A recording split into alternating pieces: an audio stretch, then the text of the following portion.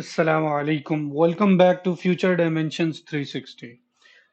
हमारी इस सीरीज में जैसा कि हमने ये डिस्कस किया था बिगनिंग में कि हम एक बेसिक सी ऐप बनाएंगे जिसके अंदर हमारे पास दो राउट्स होंगे, एक स्लैश होम का और एक स्लैश रिव्यू का।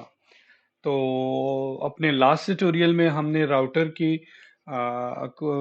की डिपेंडेंसी बनाकर उसको इंजेक्ट किया था अपने एप्लीकेशन में और इसकी वर्किंग को देखा था। चले यहाँ एक बार इसको रन कर लेते हैं।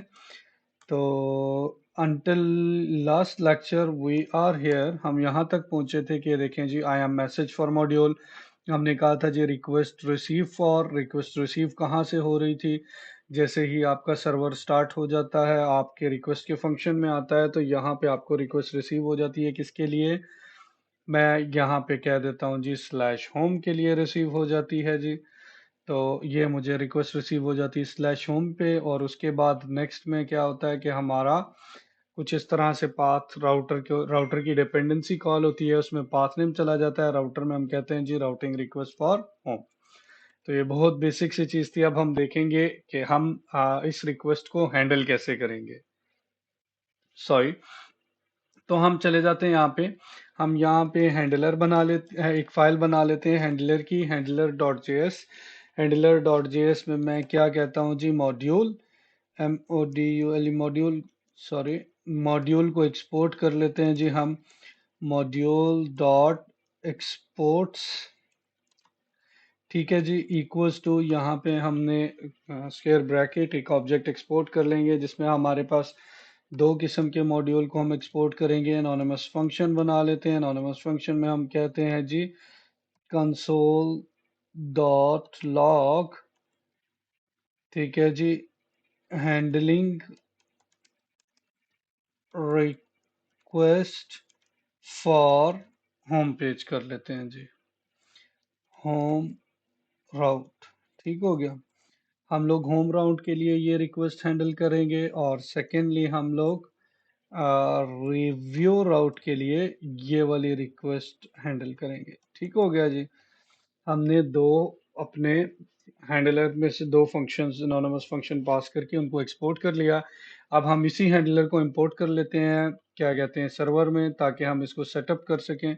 सॉरी, ऐप डॉट जेएस में, ताकि हम इसको इंजेक्ट करके सेटअप कर सकें।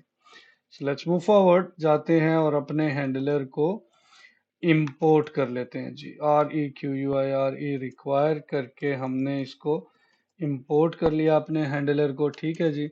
अब हम क्या करेंगे, हम एक हैंडल का ऑब्जेक्ट क्रिएट कर लेंगे।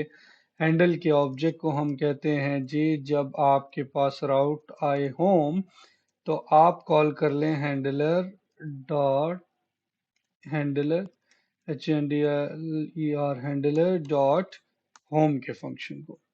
इसी तरह से हम इसको कहते हैं जी, जब आपके पास रिक्वेस्ट आए रिव्यू के राउट की तो आप रिव्यू का फंक्शन कॉल कर लें।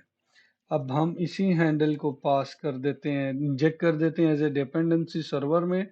यहाँ पे हमने उस डिपेंडेंसी को रिसीव कर लिया, और यहाँ पे हम इसी डिपेंडेंसी को क्या करेंगे जी, पास कर देंगे राउटर को। राउटर के अंदर तक हम लोग इस डिपेंडेंसी को रिसीव कर लेंगे। तो देखें जी, यहाँ पर हमारे पास हैंडलर यहाँ तक आ गया। यहाँ पे हमने लास्ट टाइम बात की थी, तो हम कुछ रिफल्स में बेसिक से स्टफ करेंगे। तो यहाँ पे अब हम चेक कर लेते हैं हैंडलर के पाथ को, और उसको हम कॉल कर देंगे हैंडलर को, ताकि वो अपने स्पेसिफिक फंक्शन को कॉल करके एग्जीक्यूट कर सके। तो देखें जी कैसे करेंगे हम इसको। इफ करते हैं जी, हम चेक कर लेते हैं कि अगर टाइप ऑफ हमारे पास हैंडल जो आ रहा है उसके अंदर अगर मैं पाथ नेम डाल देता हूं, जो मेरा पाथ नेम था, या तो वो होम होगा, या तो वो रिव्यू होगा, या कुछ भी हो सकता है। अगर वो कोई डिफाइंड फंक्शन आ रहा है मेरे पास, ठीक है जी, कहता हूँ जी डिफाइंड फंक्शन आ रहा है मेरे पास, तो आप हैंडल के क्या करें जी, उस पाथ नेम को एज ए फंक्शन कॉल कर लें। अगर नहीं आ रहा तो लॉग करवा दें। क्या लॉग करवाएं जी, कंसोल डॉट लॉग करें जी। आप कहें जी फंक्शन नो हैंडलर अवेलेबल कर लें, ऐसे कर लेते हैं जी, नो हैंडलर अवेलेबल फॉर, आगे पाथ नेम डाल देते हैं। अब ये यहाँ पे क्या जी, हैंडल हमारा एक ऑब्जेक्ट था, यहाँ पे हमने बनाया था ऐप डॉट जेएस में, उसमें दो कीज हैं, एक स्लैश होम एक स्लैश रिव्यू। पाथ जब हमारे पास स्लैश होम का रिसीव होगा यहाँ पे, तो वो चेक करेगा कि उसके अंदर फंक्शन डिफाइंड है या नहीं। अगर तो फंक्शन डिफाइन है तो वो उसको कॉल कर लेगा। इन केस फंक्शंस नहीं डिफाइन तो वो उसको कहेगा जी no handler available for this function. चलें जी, ब्रेक करते हैं अपनी ऐप को और दोबारा से रीरन कर लेते हैं। ये हमारी एप्लीकेशन रन हो गई। यहाँ पे हम आए, हमने होम के लिए इसको रीलोड कर लिया। अब हम जरा अपने चले जाते हैं टर्मिनल में, चेक करें जी, request receive for home, routing request receive for home, handling request for home. और ये देखें जी, यहाँ पे रिक्वेस्ट रिसीव फेविकॉन आइकन के लिए हुई, राउट के लिए आई, लेकिन फेविकॉन आइकन के लिए हमारे पास कोई भी हैंडलर अवेलेबल नहीं है। इसी तरह अब हम चेक कर लेते हैं रिव्यू के लिए।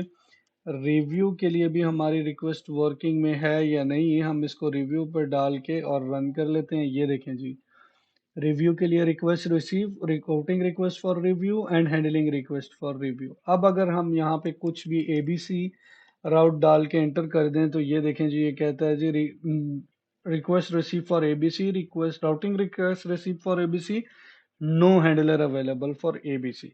इस तरह के केसेस में हम 404 का फंक्शन कॉल कर लेते हैं, या डिपेंड्स करता है लेटर ऑन जब हम इंटरमीडिएट लेवल पे या एक्सपर्ट लेवल पे चीज़ें देखेंगे तो हम इंशाल्लाह इसको भी डील करेंगे।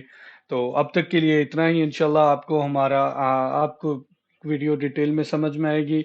इन केस अगर आपका कोई क्वेश्चन है तो आप कमेंट बॉक्स में पूछ सकते हैं, हमें ईमेल भी कर सकते हैं। प्लीज़ हमारे चैनल को सब्सक्राइब करना और लाइक करना ना भूलिएगा। इंशाल्लाह मिलते हैं अगले लेक्चर में। अल्लाह हाफिज़।